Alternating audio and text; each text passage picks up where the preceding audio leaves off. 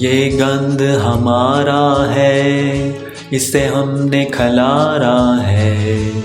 یہ گند ہمارا ہے، اسے ہم نے کھلارا ہے۔ ان گندی ہواؤں کو سانسوں میں اتارا ہے۔ ان گندی ہواؤں کو سانسوں میں اتارا ہے۔ یہ گند ہمارا ہے۔ یہ پاک ستاں ہے یا گندے لوگوں کا مسکن ہے؟ یہ پاک ستاں ہے یا گندے لوگوں کا مسکن ہے؟ آلودگی میں جس کا نام دنیا میں روشن ہے، کیوں دھندلا دھندلا سا اور میلا کچیلا سا یہ چاند ستارہ ہے۔ یہ گند ہمارا ہے، اسے ہم نے کھلارا ہے۔ سہنے پاکستانیوں، کیا آپ کو معلوم ہے کہ ہمارے پاک وطن کے پاس ایک بہت بڑا اعزاز ہے؟ الحمدللہ، ماشاءاللہ، نظر بد دور، ہمارا پاک وطن دنیا کے آلودہ ترین ممالک میں نمبر 1 ہے۔ جی ہاں، ہمارا ملک گزشتہ کئی برسوں سے گندگی کا چیمپئن ہے۔ American environmental protection agency EPA کے مطابق لاہور اس وقت دنیا کا آلودہ ترین شہر ہے۔ لاہور، جس کے بارے میں کہا جاتا ہے کہ جن نے لور نہیں ویکھیا او جمیا نہیں، اور آج کل تو لاہور کی یہ صورتحال ہے کہ جن نے لور نہیں ویکھیا انہیں چنگئی کیتا ہے، کیونکہ لاہور ویسے بھی آج کل صحیح نظر نہیں آتا۔ مگر سوال اٹھتا ہے کہ شہر بھر کی فضا کو آلودہ کرنے کا ذمہ دار کون ہے؟ کس نے ہمارے سانسوں میں زہر گھول دیا ہے؟ اس کی مین وجہ ہے پاپولیشن ایکسپلوژن۔ ہمارے عاقبت نا اندیش حکمرانوں کی پالیسیاں، جن کے تحت ساری سہولتیں صرف لاہور میں جمع کر دی گئی ہیں۔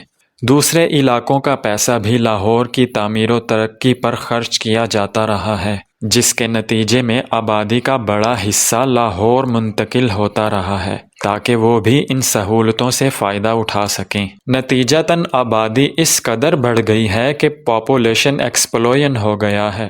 مطلب یہ کہ لاہور ہن پاٹ گیا ہے۔ پہلے صرف بیمار لوگ ہی لاہور کا رخ کرتے تھے۔ کوئی بیمار اگر ٹھیک نہ ہوتا تو کہتے انو لاہور لے جاؤ، مگر اس کے بعد تندرست لوگ بھی منہ اٹھا کر دھڑا دھڑ لاہور جا کے وہاں رہنا شروع ہو گئے۔ اتنی بڑی تعداد میں تندرست لوگ جب لاہور شفٹ ہونا شروع ہو گئے تو پھر لاہور بیمار پڑ گیا۔